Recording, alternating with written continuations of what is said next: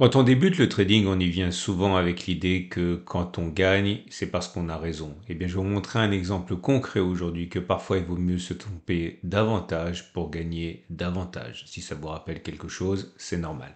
On voit ça dans la vidéo.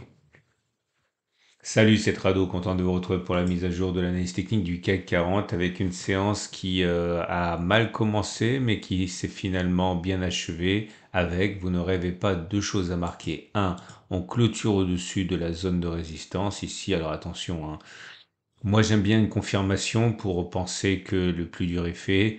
Une confirmation, c'est une bougie entière au-dessus de l'obstacle, ou alors une deuxième clôture au-dessus de l'obstacle. Pour l'instant, c'est une clôture au-dessus de l'obstacle avec de la queue, la mèche là qui est toujours dans la résistance. Donc, on va dire c'est bien parti. On est déjà allé plus haut, mais on n'a jamais clôturé plus haut. Et il est vrai que c'est encourageant quand même. Ok. Vous remarquerez également que le chandelier du jour, du coup, il est bien, hein, puisque c'est un chandelier avec une longue mèche basse qui montre qu'il y a une chasse aux bonnes affaires, une chasse au solde et qui s'est bien déroulée. Et à partir de là, c'est positif pour la suite. Les bougies Aiki indiquent d'ailleurs que c'est pas baissier du tout. Alors, on aimerait toujours avoir des chandeliers longs, verts, sans mèche basse pour signifier que la pression est haussière.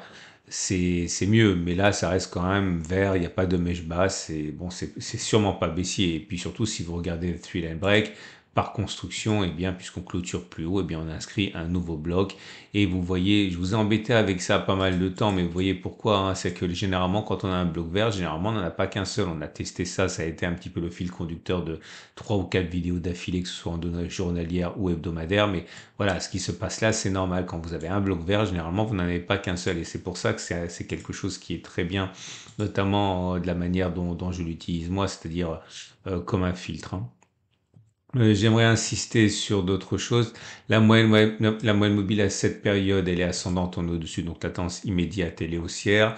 La tendance générale, elle est haussière. La tendance de fond, elle est haussière. Et la tendance de long terme, elle est haussière.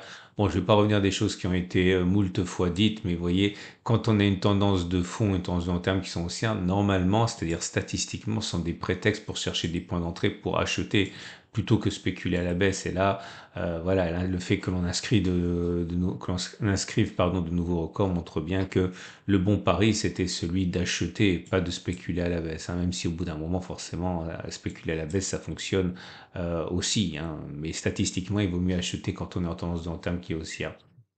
On n'a rien de plus à dire à ce niveau, donc j'aimerais vous amener du côté de l'ossom oscillateur. Alors c'est un peu dur réchauffé parce que le signal il a eu lieu le 10 mai ici, mais étant donné que le signal a été donné très proche des niveaux actuels, puisqu'on est simplement 0,25% au-dessus, bon, c'est comme si on avait eu aujourd'hui le signal et ça peut être intéressant selon les résultats que le test va donner. Alors voilà l'idée.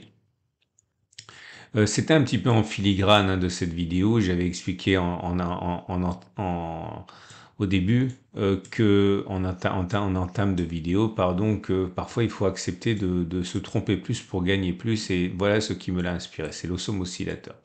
Alors, le signal, il est très simple. C'est quand on passe au-dessus de zéro, il faut acheter. Quand on passe en dessous de zéro, il faut vendre. Voilà, c'est tout.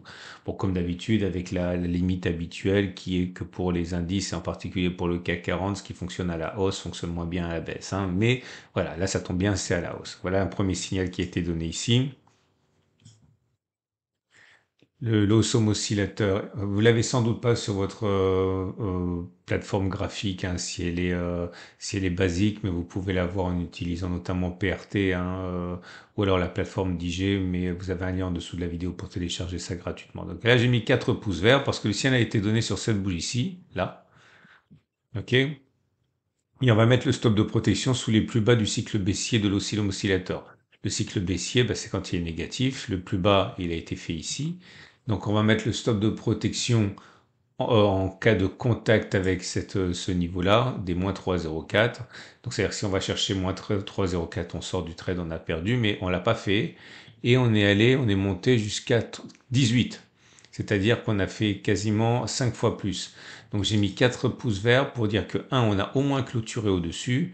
Ensuite, on a fait une fois la distance stop de protection, deux fois la distance stop de protection, trois fois la distance stop de protection vers le haut. On a même fait davantage, hein, mais on a fait au moins 3. Là, vous avez la situation apocalyptique inverse, c'est-à-dire qu'on a eu le signal sur cette bougie. Le stop de protection, il était mis sous les plus bas du cycle baissier, qui est là. Et vous voyez, on est tombé comme une boule de pétanque. Boum. On n'a ni clôturé au-dessus, ni une fois, ni deux fois, ni trois fois fait la distance au stop de protection. Puis là, vous avez un pouce vert et trois pouces rouges. Pourquoi? Bah, vous l'avez deviné, parce que le signal a été donné sur cette bougie. Le stop de protection, il était sous les plus bas de cette bougie. On a réussi entre-temps à clôturer au-dessus, mais on n'est pas monté suffisamment pour faire ni une fois, ni deux fois, ni trois fois la distance stop de protection. Voilà, je suis obligé de le répéter, je sais que c'est un petit peu pénible si vous êtes des habitués du format, mais il faut penser au nouveau, il y a des abonnés tous les jours, hein. Il faut penser à eux. Et là, vous avez que deux pouces verts, vous savez pourquoi? Parce que ça a été donné sur cette bougie, là, le stop de protection, il est là, et on est allé jusqu'ici, mais on a fait une clôture, on a fait une fois la distance stop de protection, mais on n'a pas encore fait deux fois la distance, ni trois fois la distance de stop de protection, mais le trade n'est pas invalidé, ni perdant pour autant, hein, donc il court toujours. Et voilà, le signal a été donné ici. Donc je le fais passer, et regardez hein, la mauvaise série qu'il y a parfois, et puis derrière des bonnes séries, et puis encore des mauvaises séries, et encore des bonnes séries, etc. C'est très souvent le cas avec les setups, hein. Il y a des séries qui sont bonnes ou mauvaises. Et voilà où on en est après 34 occurrences, non 32 occurrences, pardon, et on remonte en 2018. Ok, donc on remonte à 6 ans en arrière. Et voilà les conclusions qui s'imposent. Si on remonte sur 34 occurrences, peut-on envisager que suite au signal qui a été donné ici, là, on clôture plus haut? C'est vrai dans 82% des cas, ça s'est passé ainsi 28 fois et ça a échoué 6 fois, donc 82% des cas. Mais enfin bon, on vient de le faire aujourd'hui, donc ça n'a pas beaucoup d'intérêt. Mais je le dis, je le répète, si vous débutez ce genre d'indicateur, quand je fais la probabilité d'avoir une clôture au-dessus, c'est pas utilisable en tant que tel, ça s'utilise de la manière suivante. Si vous avez déjà acheté, vous savez que normalement, vous ne devriez pas vendre maintenant parce qu'il y a des chances pour que vous puissiez vendre un peu plus haut parce on a des chances d'aller plus haut, ou alors ça s'utilise comme un filtre, c'est-à-dire soit sur une unité de temps supérieure, si vous avez ce signal, ben vous savez sur une unité de temps inférieure, il faut prendre les signaux qui vont dans le sens du filtre, clairement à l'achat, ou alors si on descend et qu'on n'est pas encore fait la clôture plus haut, eh bien vous pouvez acheter sur un indicateur technique sur l'unité de temps même, en partant du principe que normalement l'histoire est écrite et on devrait aller plus haut, hein. Bon, c'est comme ça que ça s'utilise, hein. Par contre, ce qui est intéressant, c'est quand on vise une fois, deux fois ou trois fois, parce que ça, c'est directement tradable, hein. Et donc, j'y étais. Est-ce qu'il est intéressant de viser une fois à distance au stop de protection? C'est-à-dire que le signal a été donné ici, stop de protection sous les plus bas ici, moins 3,89, donc viser plus 3,89. Là, c'est pas super intéressant, hein. Ça a donné 47% de succès. 47%, ça veut dire 15 succès, 17 échecs. Alors, je vous ai déjà dit hein, qu'entre 47 et 53%, pour moi, c'est une chance sur deux. Donc voilà, c'est pas significatif, mais en tout cas, c'est pas comme ça que vous allez gagner de l'argent. Est-ce que vous pouvez viser deux fois la distance stop de protection? Donc, mettre un stop de protection ici à 3,89 et viser 3,89 fois 2. La réponse est statistiquement non.